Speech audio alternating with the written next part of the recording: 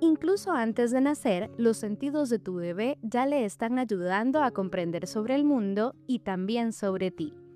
Lo que tu bebé escucha, saborea y huele durante el embarazo puede ayudarle a reconocerte desde el primer momento en que se encuentren cara a cara. Y todo comienza muy temprano.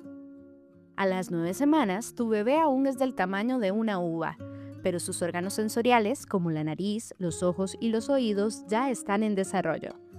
Para la semana 10 comienzan a formarse sus papilas gustativas. Empezará a percibir el sabor de los alimentos que tú consumes a través del líquido amniótico que lo rodea dentro del útero. Alimentarte de forma saludable durante el embarazo puede ayudar a que más adelante tu bebé tenga preferencia por esos mismos sabores. También se cree que el líquido amniótico cumple un papel importante en el vínculo afectivo. Tiene un olor único, muy parecido al de tu leche materna. Es un aroma familiar para tu bebé y al que responderá después de nacer. Aunque sus ojos están en desarrollo, cuando nazca no podrá ver con claridad. Le tomará algunas semanas aprender a reconocer tu rostro. Pero hay algo que ya conoce muy bien: el sonido de tu voz. También podrá reconocer la voz de tu pareja y la de sus hermanos si los tiene. A partir de la mitad del embarazo, tu bebé puede escucharte hablar y percibir el reconfortante latido de tu corazón. Estos sonidos familiares le ayudarán a fortalecer el vínculo contigo cuando los sostengas en tus brazos y les hables durante las primeras horas y días después del nacimiento. Bienvenida, estimada audiencia de Las Voces de Bienestar. Un gusto saludarlos. Mi nombre es Priscila Calderón y soy profesora de la Cátedra de Psicopedagogía.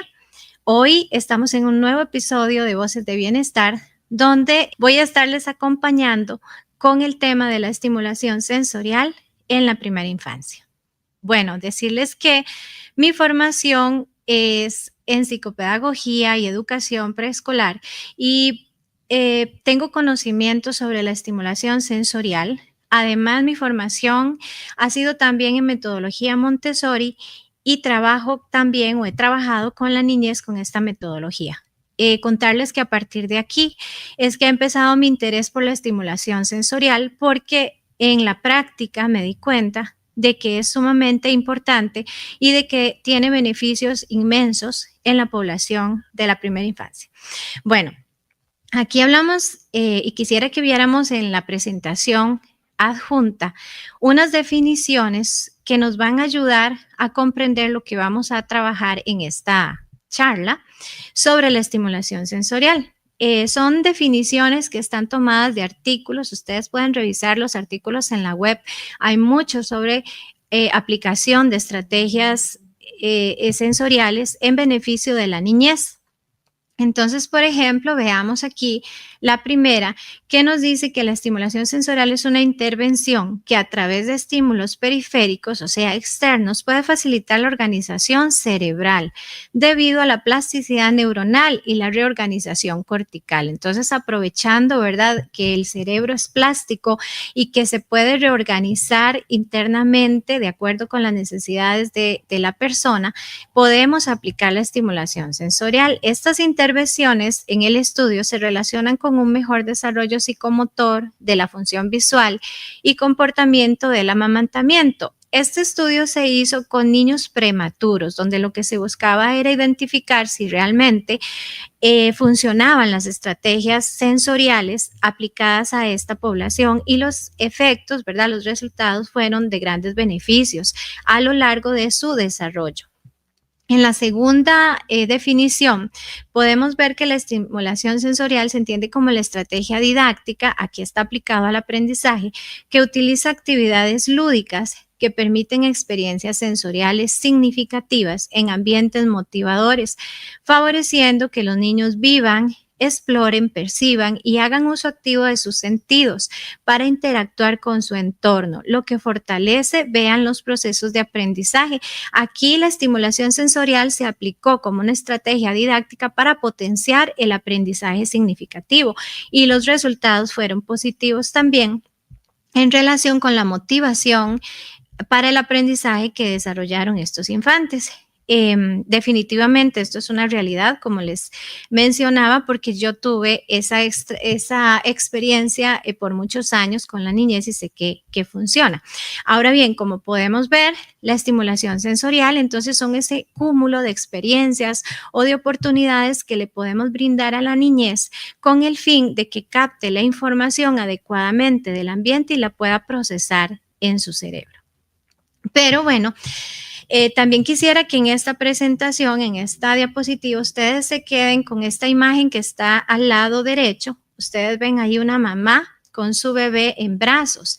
Quiero que tengan esta imagen a lo largo de la charla que vamos a tener, porque esta es una imagen precisa de lo que es estimulación sensorial, pero la vamos a explicar más adelante. Entonces, bueno, quédense con esa idea.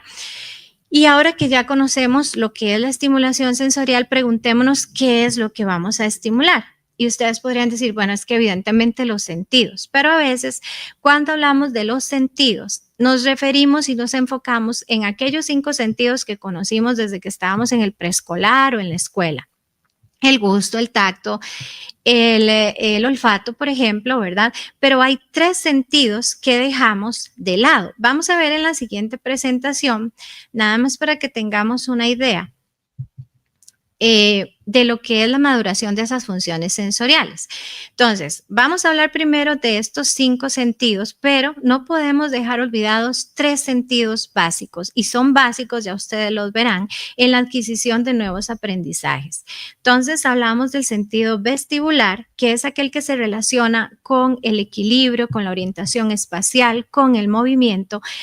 El propioceptivo, que se relaciona con lo que son tendones, con lo que son articulaciones, músculos. Entonces nosotros tenemos la percepción corporal a través de esos receptores.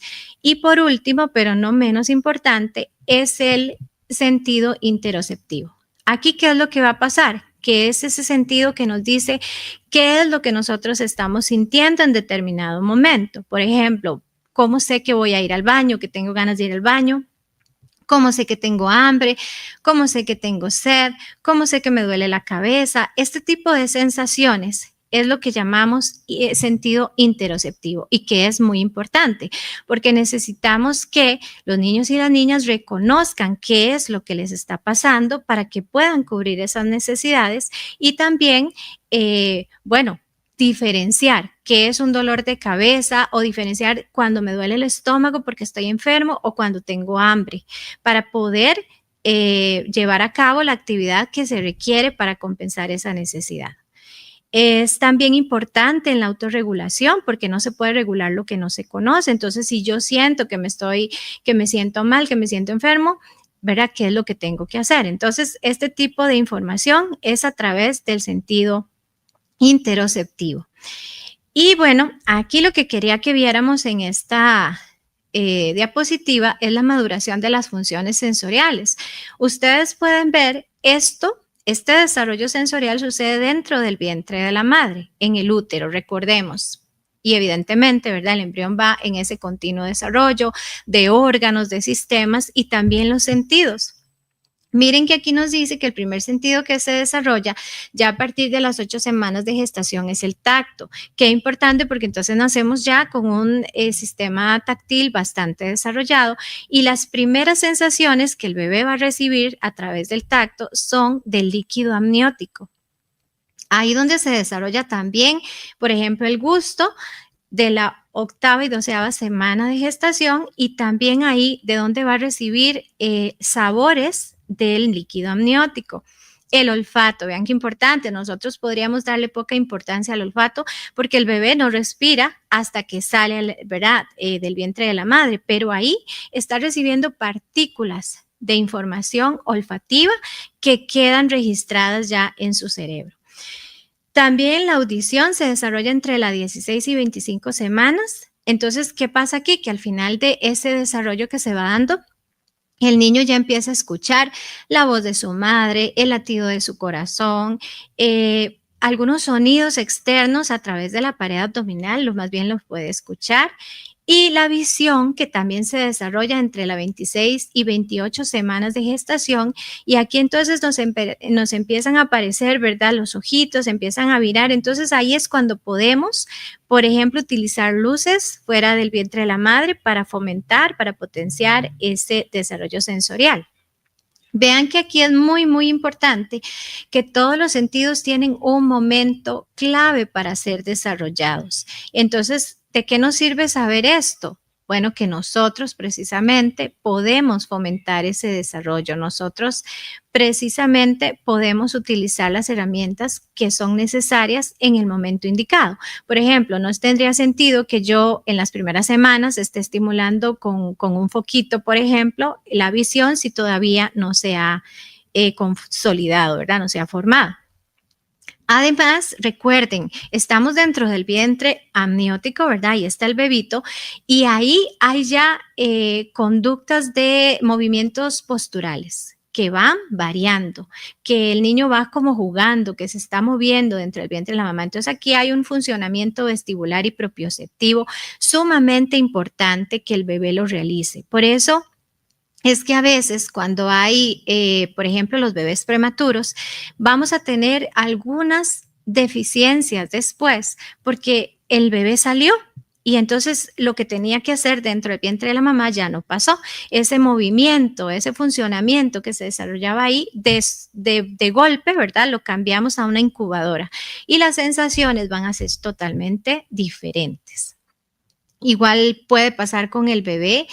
Y ya lo vamos a ver más adelante, ¿verdad? Porque todo tiene un proceso y un patrón de desarrollo. Entonces, bueno, esto es lo que sucede a nivel interno. Entonces, vean que ahí tenemos la primera oportunidad de estimulación sensorial, aprovechando cuáles son esos momentos en que cada sentido se está desarrollando. Pero luego el bebé nace. Y esta es la segunda oportunidad que tenemos para desarrollar los sentidos. Entonces, la estimulación no termina ahí, sino que más bien se acrecienta. Entonces, es nuestro deber aprovechar esta primera infancia. Veamos también en la diapositiva siguiente cómo hablamos de desarrollo sensorial por edades. Bueno, igual que hay hitos del desarrollo, hay hitos sensoriales que debemos esperar que un niño o una niña de primera infancia cumpla. Es importante que ya venimos con estos sentidos, ¿verdad? Formaditos, pero les tenemos que seguir reconociendo, les tenemos que seguir activando. Vean que es de 0 a 2 meses, aquí nos dice que el tacto, ya lo hemos hablado, súper desarrollado viene, ¿verdad? Entonces el bebé responde al contacto, al calor, a la succión. Tengan aquí, tráiganse a la mente de nuevo aquella imagen de la mamita con el bebé entre sus brazos, que ya lo vamos a conversar, pero vean que aquí habla de tacto, calor y succión. Y relaciónenlo con esa imagen. Tenemos igual, ¿verdad? De 2 a 4 meses el gusto y el olfato se van perfeccionando, vamos a reconocer olores, sabores de la madre y vean que aquí va a preferir lo familiar. Entonces ahí viene aquello que ya íbamos guardando desde que estábamos en el útero, la vista, ¿verdad? Que el bebé nace prácticamente ciego, pero después va logrando el enfocar objetos cercanos, seguir con la mirada. Entonces son cosas a nivel sensorial que nosotros tenemos como padres y también como personas a cargo de la niñez, que estar atentos de que se estén dando y aprovechar para poder seguir estimulando. Y vean que aquí hay una tabla de 0 a 5 o 6 años donde todavía se están consolidando y madurando estos sentidos. Entonces, cuando les decía yo que volvamos a ver aquella imagen que presentamos al inicio, es porque en esa imagen ustedes notaron que la mamá tenía en sus brazos al bebé y ahí hay tacto, ¿verdad? Ahí está sintiendo la piel de su madre el bebé. También puede haber una estimulación auditiva y visual cuando esas miradas se juntan, cuando escuchamos a la mamá, ese sonido que la mamá haga, ese tarareo, esa canción. Entonces vean que ahí hay mucha estimulación sensorial, pero además súmenle a esa imagen que esa mamá mesa al bebé entre sus brazos. Cuando lo mece y además le da cierta presión con su cuerpo, está trabajando también los sentidos vestibular y propioceptivo.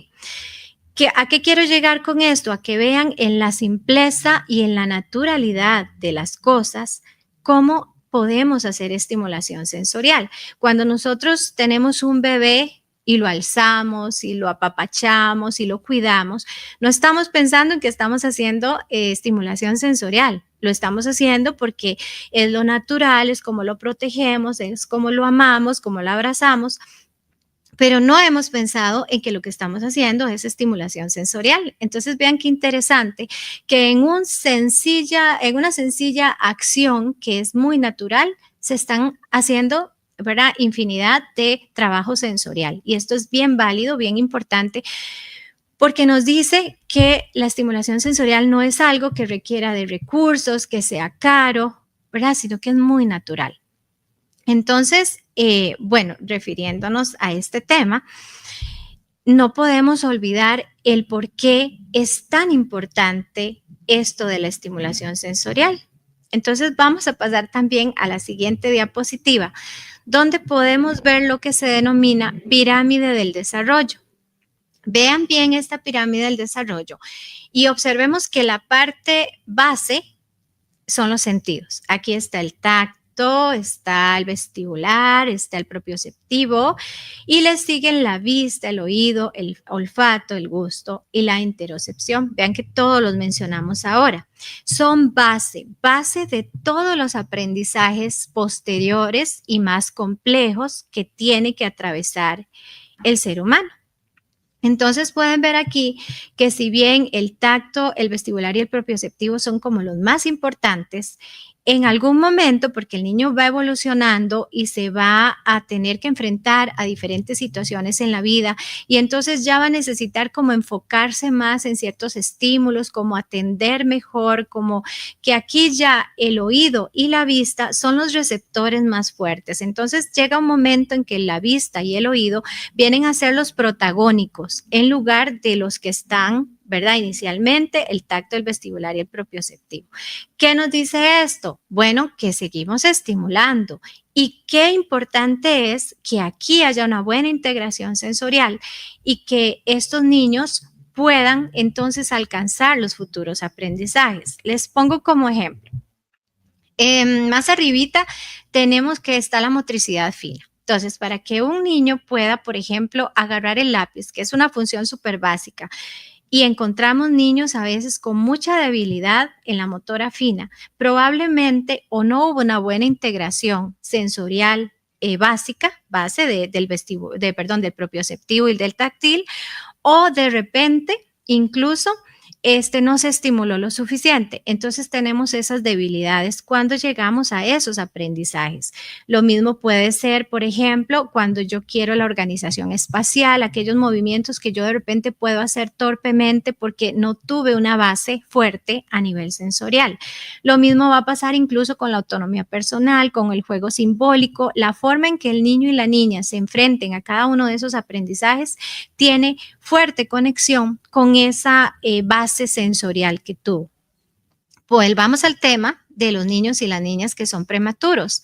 Como les dije al inicio, ¿verdad? Donde ese bebé es cortado de golpe de su ambiente en el líquido amniótico, donde se está moviendo, donde tiene esas posturas distintas, acordes con lo que está desarrollando su cuerpo, sale de repente a un ambiente que es totalmente inactivo, donde él no tiene esa misma flexibilidad que tenía dentro del vientre de la mamá. Entonces ahí estamos diciendo, bueno, ¿qué se ve afectado? Tacto, vestibular y propioceptivo. ¿Dónde se va a ver reflejado esto? En los futuros aprendizajes. ¿Qué pasa también cuando pasamos a este niño a este ambiente donde hay muchas luces, donde hay también sonidos que no tenía dentro del vientre de la madre? Y esta exposición le puede causar incluso una hipersensibilidad que puede también afectar en sus relaciones emocionales y sociales en estos aprendizajes futuros. Entonces, vean lo importante que es que esa integración se desarrolle bien. Cuando estamos hablando de niños prematuros, entonces ya no se logró. Y entonces, ¿cómo seguir estimulando? Cuando suceden estas situaciones como niños prematuros, discapacidad, trastornos del neurodesarrollo, todavía esta estimulación es más importante, ¿verdad? En todos la estimulación es básica, en todo niño, en toda niña, aun cuando esté en la norma, pero cuando suceden estas cosas, definitivamente lo tenemos que hacer. Entonces, creo que conocer esto de la pirámide del desarrollo es sumamente importante para que ustedes vean que de verdad la estimulación sensorial, por muy natural que es algo que todo ser humano requiere. Vamos a ver aquí cuando esto que hemos mencionado hasta el momento tiene que ver con algo y una palabra que está usando que se llama procesamiento sensorial. Este término es muy utilizado por la terapia ocupacional, pero a mí me parece que todo docente y toda persona, madre de familia, padre de familia, quien tenga a cargo niños, debería tener conciencia de lo que es el procesamiento sensorial. ¿Por qué? Porque cuando conocemos esto, podemos identificar características importantes en nuestros niños y en nuestras niñas y determinar si necesitamos un apoyo de otros profesionales. Entonces, cuando hablamos de procesamiento sensorial, estamos hablando de que el niño tenga la capacidad de registrar de manera adecuada todos los estímulos del ambiente y procesarlos también de forma adecuada a nivel cortical, ¿verdad? En lo que tiene que ver con el cerebro. Entonces, que aquí haya una captación adecuada de esa información, que no sea abrumadora, que no se haga por vías incorrectas. Cuando este procesamiento sensorial se ve afectado, hay deficiencias en él, podemos caer en lo que se llama hipersensibilidad e hiposensibilidad, que anteriormente yo les mencioné la hipersensibilidad con los niños, ¿verdad? Que son prematuros, justamente por las experiencias que van a tener ellos en esos primeros días y meses de nacido. Entonces, bueno, cuando hablamos de que hay hipersensibilidad, lo que queremos decir es que los estímulos le llegan al niño o a la niña con demasiada fuerza. Tanta es la fuerza que lo pueden sentir abrumador, doloroso, es algo que les disgusta. Y cuando hablamos de hiposensibilidad, es lo contrario, es cuando este niño y esta niña no reciben realmente la información. Está ahí el estímulo, pero ellos como que no lo sienten.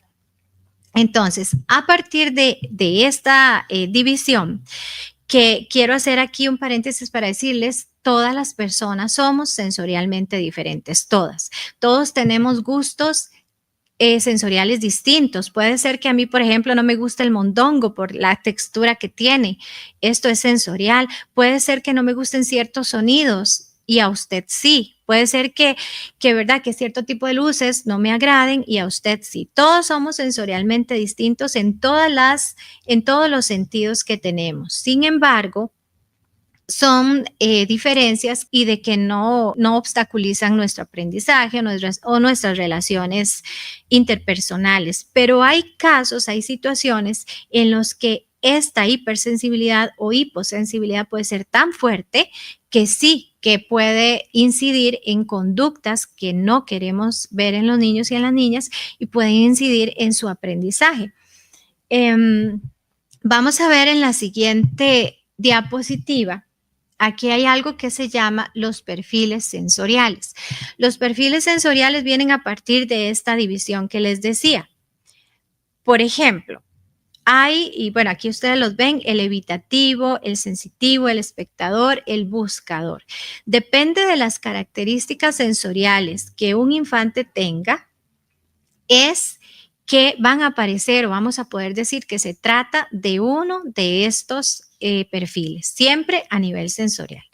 Entonces, por ejemplo, el evitativo y el sensitivo tienen mucho que ver con la hipersensibilidad que les mencionaba anteriormente. Cuando vemos un niño evitativo, es aquel niño que no quiere ser abrazado, que no quiere ser tocado, es aquel niño que de repente tenga demasiada molestia con ciertos sonidos, con ciertas luces, con texturas, y puede ser tan grave, ¿verdad? O tan fuerte más bien, que va a obstaculizar sus relaciones interpersonales y también su aprendizaje. Tenemos también, bueno, importante, yo podría decir con un niño evitativo, porque cuando esto le sobrecarga, puede ser que este niño entre en llantos, en berrinches, y entonces puede ser catalogado como un niño malcriado, un niño falta de límites, pero de repente no hemos evaluado la parte sensorial. Un niño sensitivo es aquel niño que no evita, porque no es que siente demasiado los estímulos, sino que siente muchos estímulos a la vez. Entonces es aquel niño que de repente esté aquí conversando con usted, pero a la vez está escuchando otras voces y otras conversaciones, o que de repente usted lo tiene aquí, trata de que esté concentrado en algo, pero él está atendiendo a todos los estímulos. Es como un amplificador de los sentidos, ¿verdad? Y este niño lo va a ver todo, lo va a sentir todo. Entonces, aunque no le duele, por decirlo de alguna manera, aunque no le molesta tanto, sí que le puede abrumar y sobre todo puede hacer que pierda el foco, la atención en un estímulo determinado. Entonces, vean qué importante porque también esto podría ser sensorial. Tenemos el perfil espectador. Otro perfil interesante porque es aquel niño que está ahí, pero los estímulos le pasan alrededor y él realmente no los percibe. Entonces, de repente, un niño al que yo le llamo, le digo que venga, le digo su nombre y él no atiende. Esto podría ser sensorial. Un niño que tiene muchos moquitos y no se da cuenta, que se mojó y no siente mayor molestia. Cuando esto sucede, podríamos estar ante este tipo de perfil, donde el niño está ahí, los estímulos están ahí, pero él no los percibe. Y el último perfil es el buscador, cuando el niño está buscando sensaciones porque aquí no las siente. Aquí no es que no las ve, él ve que hay estímulos, pero no los siente. Entonces, si no los siente, necesita sentirlos porque el cuerpo necesita sentir las sensaciones. Entonces, necesita correr, necesita brincar, necesita saltar, necesita tocarlo todo. Es ese niño que a veces podríamos decir es hiperactivo. Y entonces, aquí vean lo importante de conocer los perfiles sensoriales. ¿Por qué? Porque yo puedo etiquetar a los niños y a las niñas con miles de nombres, de apelativos, y resulta que la situación es sensorial y a veces es lo último que vemos. No significa que todos los problemas de conducta o de aprendizaje tengan que ver con dificultades o deficiencias a nivel sensorial. No significa eso, porque hay discapacidades, hay trastornos del neurodesarrollo, hay condiciones que no se pueden obviar, están ahí y tienen sus propias limitaciones y sus propias características. Tampoco podemos obviar, ¿verdad?, que muchas veces el aprendizaje se ve limitado por situaciones emocionales que afectan, ¿verdad?, el trabajo de la planificación y otras funciones ejecutivas. Sin embargo, la sensorialidad es importante. La sensorialidad es muy importante porque tenemos que saber qué es lo que sí le gusta al niño, qué es lo que sensorialmente le agrada y qué es lo que no le agrada al niño. Les voy a decir, ¿verdad?, con esto que no podemos nosotros mismos hacer un perfil sensorial. Esto básicamente lo realizan las profesionales en terapia ocupacional, pero nosotros sí que debemos conocer de que hay estos perfiles sensoriales, de qué características tienen, porque los podemos relacionar con nuestros niños y nuestras niñas. Es sumamente importante que lo conozcamos. A sabiendas de esto, ¿verdad?, de que todos somos diferentes, ¿qué es lo que podemos hacer en casa? ¿Qué es lo que podemos hacer en el preescolar? Entonces, vamos a ver el siguiente video y posterior a él vamos a conversar más sobre lo que podemos hacer en casa y lo que podemos hacer en el preescolar.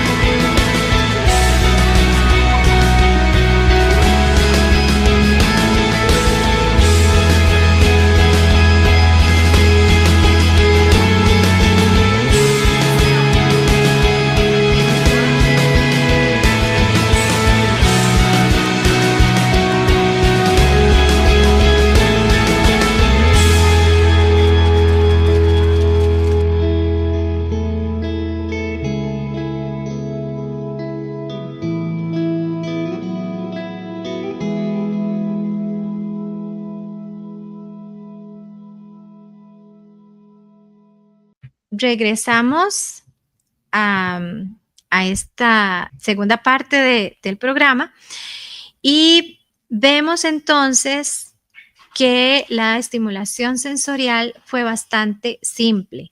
Utilizamos medios naturales, utilizamos cosas muy sencillas por hacer. Ustedes pueden notar que no se requirió de grandes cantidades de dinero o recursos. En realidad fueron actividades simples. Esto es precisamente lo que es estimulación sensorial.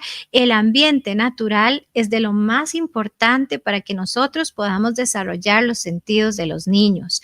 Todo lo que vimos en ese video es parte de lo que podemos trabajar.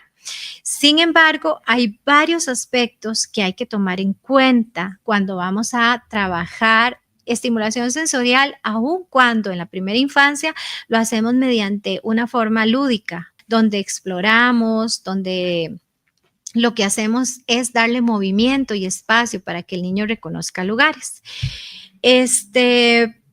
¿Qué tenemos que tener aquí de cuidados? Primero, importantísimo, la observación. Nosotros tenemos que observar a ese niño y a esa niña. Tenemos que estar seguros de qué es lo que le gusta sensorialmente y lo que no. Tenemos que, si es posible, empaparnos de estos conocimientos de perfiles sensoriales para que nosotros podamos tener ideas de si algunas de estas características las observamos en nuestros niños y en nuestras niñas.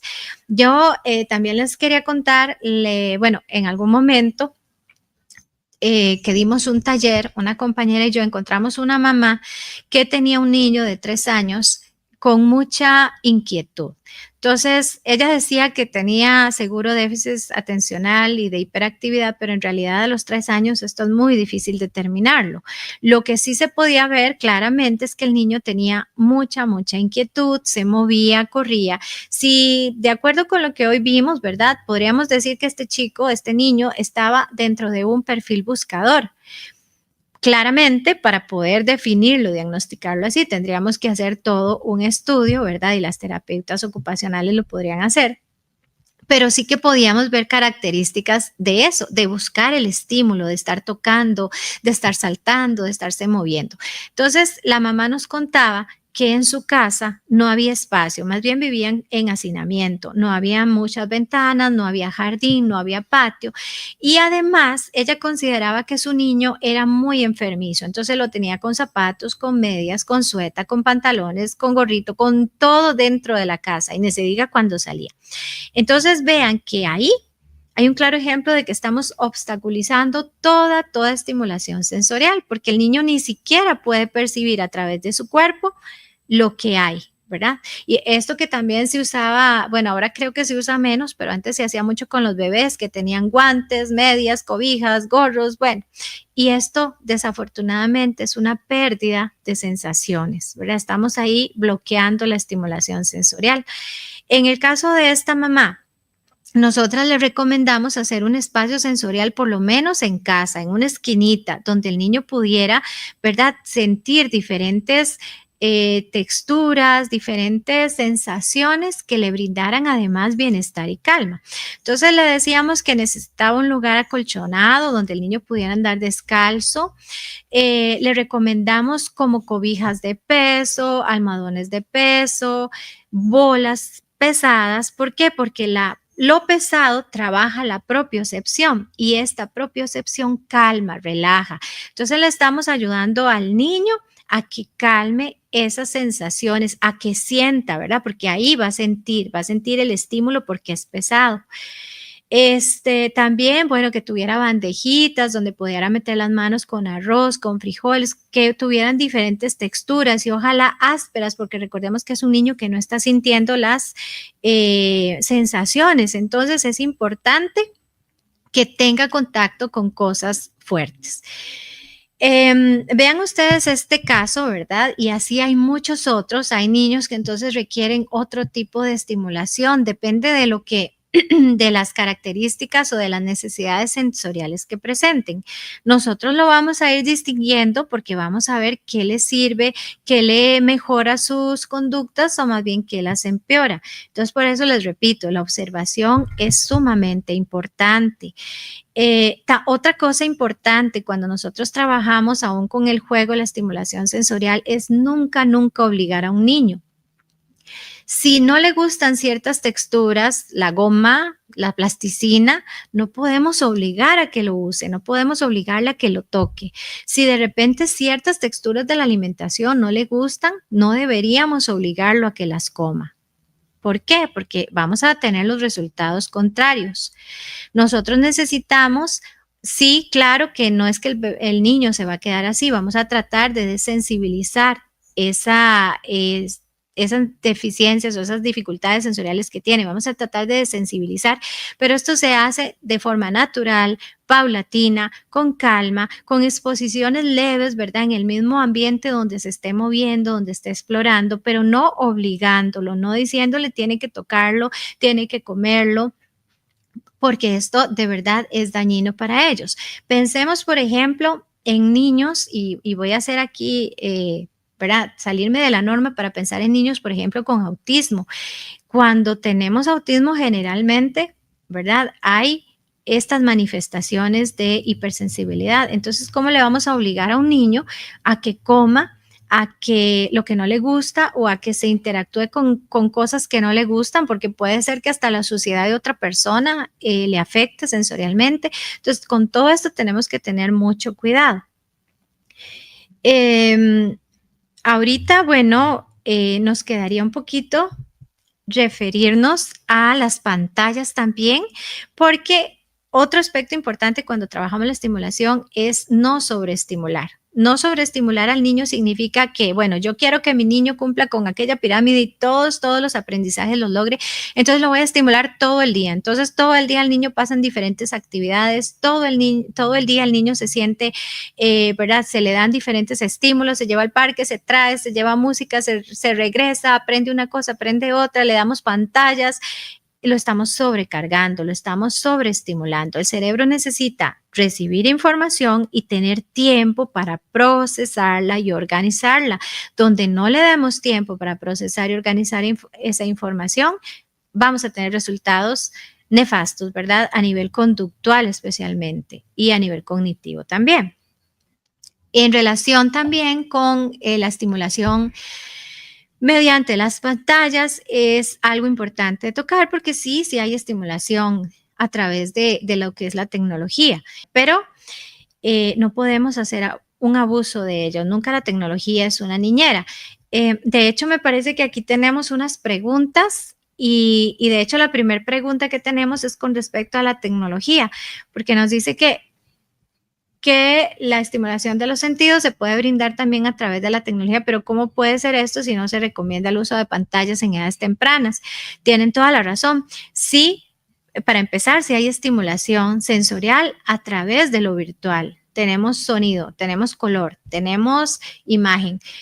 Sin embargo, tenemos, por ejemplo, frente a las pantallas, nosotros tenemos un actor pasivo. El niño se convierte en alguien que solo recibe y no se mueve, ¿verdad? No hay esa interacción, es simplemente recibir. Entonces, no es lo adecuado. Cuando hablamos de tecnología es que hay muchas cosas que sensorialmente nos sirven desde la tecnología. Por ejemplo, hay paneles de luces que trabajan con tecnología donde el niño puede emitir la voz y depende de la voz, de cómo hable, de cómo cante, de cómo grite, este panel tiene luces. Entonces, esto es un estímulo sensorial a través de la tecnología. Hay también mesitas que funcionan así. Tenemos proyectores que también por medio de la tecnología nos brindan alguna información sensorial visual. Hay algunas aplicaciones que tienen un punto, por decirlo de alguna manera, de seguimiento que ayuda a trabajar el seguimiento visual. O sea, sí hay algunas opciones. ¿Qué sería lo incorrecto? Que las pantallas no debemos darlas a los niños de 0 a 6 años, mucho menos de entre los 0 y 3 años que estamos, como ustedes bien saben, en la etapa sensoriomotriz. Entonces, aquí sí o sí lo que más necesitamos es el tacto, es el contacto con la naturaleza, es la exploración. durante esos 6 años, yo puedo utilizar de alguna manera la tecnología, porque no vamos a satanizar algo de lo que ahora vivimos y hacia lo que vamos cada día más. Los niños son parte de este cambio social que está viviendo el mundo entero, pero no podemos tomar las pantallas como una niñera. De repente en el preescolar podemos tener un juego que entonces lo que necesitamos es tener un objetivo específico para trabajar con los niños y las niñas y conocer que hay un tiempo específico, unos cuantos minutos que el niño va a estar ahí o la niña va a estar ahí, pero no es que le vamos a brindar, por ejemplo, en el caso que ahora les mencionaba de un niño muy inquieto, una pantalla para que se quede quedito, que probablemente va a ser así, pero los resultados después van a ser caóticos porque esto les va a generar mayores frustraciones, irritabilidad y otro montón de conductas que definitivamente no queremos. Aquí tenemos otra pregunta que dice si la estimulación sensorial deja de ser importante o necesaria después de los 6 años. Eso es muy interesante porque ustedes vieron que nosotros hablamos ahora de una oportunidad dentro del vientre de la madre para hacer estimulación sensorial. Otra gran oportunidad de 0 a 6 años, ¿verdad? Cuando entonces mediante el juego, la exploración, el movimiento, vamos desarrollando y consolidando esos sentidos. Sin embargo, la estimulación sensorial no es algo que es solo de la niñez. La estimulación sensorial la necesitamos de jóvenes, adolescentes, adultos y adultos mayores. De hecho, los adultos mayores, por ejemplo, se trabaja mucho con ellos la sensorialidad para casos de demencia, para casos de Alzheimer, y esto es sumamente interesante, importante. Hay tecnologías, hay virtualidad que se utiliza con las personas adultas mayores para mejorar sus capacidades intelectuales y cognitivas. Hay estímulos visuales como imágenes, olores, texturas que se les pone en diferentes partes de la casa o donde ellos estén en ese momento con el fin de recuperarse de la demencia. Entonces vean como siempre estamos utilizando la estimulación sensorial. Nosotros los adultos también utilizamos estimulación sensorial cuando nosotros hacemos meditación, cuando utilizamos masajes que nos gustan tanto. Estos son estímulos sensoriales que ocupamos generalmente ¿para qué? Para buscar estados de bienestar. Aquí evidentemente hay una relación, ¿verdad? De estos trabajos que se hacen sensoriales con el nervio vago y el sistema parasimpático, pero bueno, ahorita no lo vamos a abordar, pero es para que vean que la estimulación sensorial se da siempre. Y a lo largo de la vida, en la adolescencia también, cuántos jóvenes necesitarán y niños del arte, de la música, de muchas otras manifestaciones para expresarse sensorialmente. Entonces, vean que la estimulación sensorial es siempre a lo largo de la vida. Lo que cambia y varía es la forma en que lo podemos llevar a cabo. Aquí nos dice, como padres y docentes, nos gustaría contar con más información sobre estimular los sentidos en la primera infancia. ¿Puede recomendarnos enfoques pedagógicos, teorías o autores que sirvan de guía sobre el tema?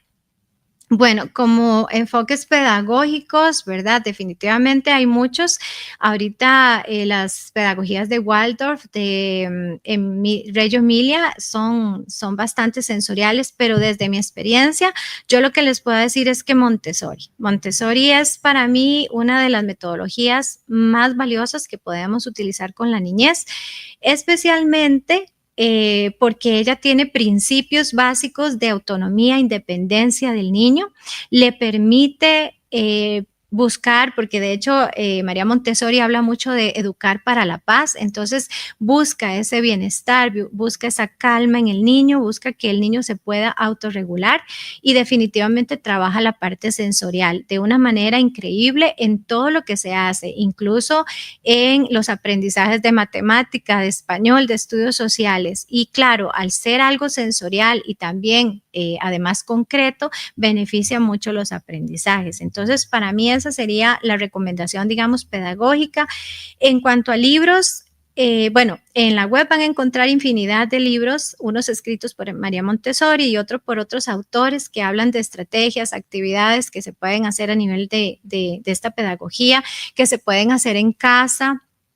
Pero también, y me parece, como les decía, importante que conozcamos sobre el procesamiento sensorial, hay una autora que se llama Tara Delaney, ella tiene diferentes libros que hacen referencia al tema de la sensorialidad, y aunque ella habla mucho de autismo, hay un librito que se llama Respuestas para Padres. Yo lo he visto solo en inglés, pero ustedes pueden investigar más en el internet, y ese librito viene puntual porque es exactamente para padres. Entonces nos explica del procesamiento sensorial, nos explica de la hipersensibilidad, de la hiposensibilidad, de cosas que nuestros niños y nuestras niñas hacen y de repente no nos damos cuenta que tiene que ver con este procesamiento sensorial. Ese libro y los que sean de esta autora me parece que son una buena manera de conocer del tema de estimulación sensorial. Otra pregunta que nos dicen: ¿es cierto que existen diferencias o particularidades sensoriales en la niñez que tiene autismo o déficit atencional e hiperactividad? Definitivamente, los trastornos del neurodesarrollo y las discapacidades enfrentan una integración sensorial distinta, ¿verdad? Que es lo que nos permite ver que hay mucha hipersensibilidad a veces, o a veces hiposensibilidad. Cuando vemos niños que no quieren el contacto físico, es que es más allá de lo que nosotros podemos imaginar. Es a veces dolor, es a veces una molestia de verdad que genera dolor a esa persona, a ese niño, a esa niña. Entonces tenemos que ser comprensibles de que esto va más allá de lo que nosotros podemos imaginar. Lo mismo, hay conductas de autorregulación, ¿verdad? Que a veces para el niño implican golpearse o golpear a otros o morderse, y esto muchas veces tiene que ver con esta mala integración sensorial, por lo cual tenemos que buscar la ayuda de profesionales. Por ejemplo, yo quiero contarles de un niño que también tuve ¿verdad? La suerte de conocer en un preescolar, y este niño siempre, bueno, cuando yo llegué y le conocí, cuando él salía, cuando era la hora, perdón, del reposo, que tienen que acostarse en su colchoncito, él salía corriendo, gritaba, saltaba y al final terminaba hecho un puño así en la pared del aula, y no había quien lo hiciera entrar. Entonces la gente decía que es que era malcriado, que es que era muy chineado, que no le ponían límites, pero resulta que observándolo, por eso les digo lo importante que es observar, empezamos a darnos cuenta que había algo en la camita que no le gustaba, y poquito a poco nos fuimos dando cuenta de que la sábana que tenía no le gustaba. Era tan molesta para él la sábana que él salía corriendo cada vez que era la hora de dormir.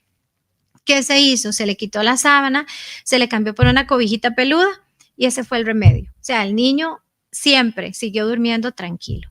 Y esto nos puede pasar con montones de cosas. El agua tibia, el agua fría, de repente el baño nuestro hijo o nuestra hija no lo soporta y le estamos bañando con agua tibia, pero hemos probado el agua fría. De repente nosotros damos por sentado que el agua tibia es la que le gusta, y a lo mejor no, a lo mejor le gusta fría, a lo mejor le gusta templada, a lo mejor le gusta mucho más fría. Y es que hablemos de que cuando estamos hablando de estas condiciones, no es como nosotros que yo diga, hoy es que no me gusta, prefiero el agua tibia porque me relaja más que el agua fría, o no me gusta porque hace mucho frío. Simplemente no, es que en el caso de ellos es algo realmente doliente, es algo realmente que se sufre. Entonces, por eso es importantísimo que hagamos esa diferencia, ¿verdad? Y que tengamos esos cuidados, especialmente cuando están estas situaciones de discapacidad o condiciones del neurodesarrollo. Muchas veces pueden mejorar con poner vibradores, ¿verdad? Cosas que vibran sobre su cuerpo o cosas pesadas. O sea, esto hay que investigarlo, esto hay que buscarlo, pero a veces la solución a que se estén golpeando contra una pared o se estén golpeando la frente con la mano es buscar estos apoyos sensoriales. ¿Por qué? Porque entonces, si era que no sentía los estímulos, ya los va a empezar a sentir a través de esto. Vean qué importante. A veces, y también tal vez no tenemos idea, pero no sentir puede significar que el brazo se duerme, puede significar sentir como un hormigueo en el cuerpo. Entonces, tener esto todo el día es una sensación difícil, ¿verdad? Y si encima no la podemos expresar, no la podemos explicar, lo único que como niño o niña podemos hacer es ¿verdad? Rabietas, crisis, enojos y todo lo que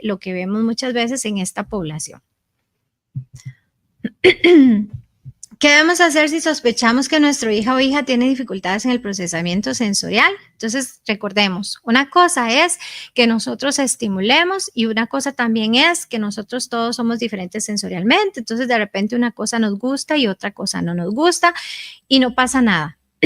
Pero cuando hay diferencias a nivel de procesamiento sensorial, ahí sí que vamos a ver crisis grandes, ahí sí que vamos a ver que necesitamos ayuda. ¿Quiénes son las personas que nos pueden ayudar? Bueno, nosotros primero, porque vamos a estar observando conductas, porque vamos a indagar sobre todo lo que tiene que ver con la sensorialidad del niño y de la niña. Y porque además, si vemos que ya esto se nos escapa de las manos, vamos a buscar profesionales en terapia ocupacional que nos pueden orientar exactamente, junto con, obviamente, un equipo interdisciplinario, porque siempre necesitamos de otros profesionales como los psicólogos, los psicopedagogos y los propios docentes. Entonces, este es un trabajo en conjunto, pero la idea es no dejar de lado la parte sensorial que viene a ser sumamente importante. Y ahora, bueno, con esto estaríamos prácticamente cerrando el programa, pero quisiera que antes viéramos el tip de bienestar que corresponde a este programa de hoy.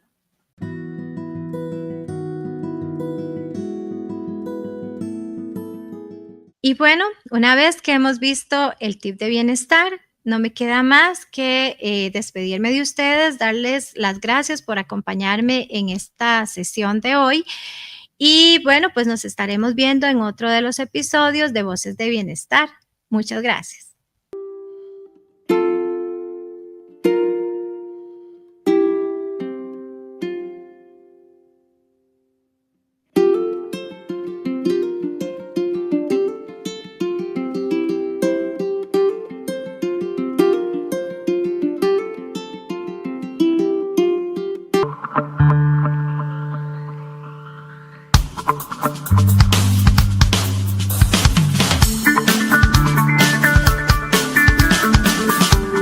Onda UNED.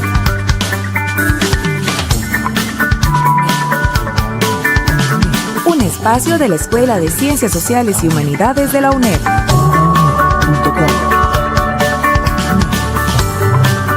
Hasta donde estés. Onda UNED. Acortando distancias.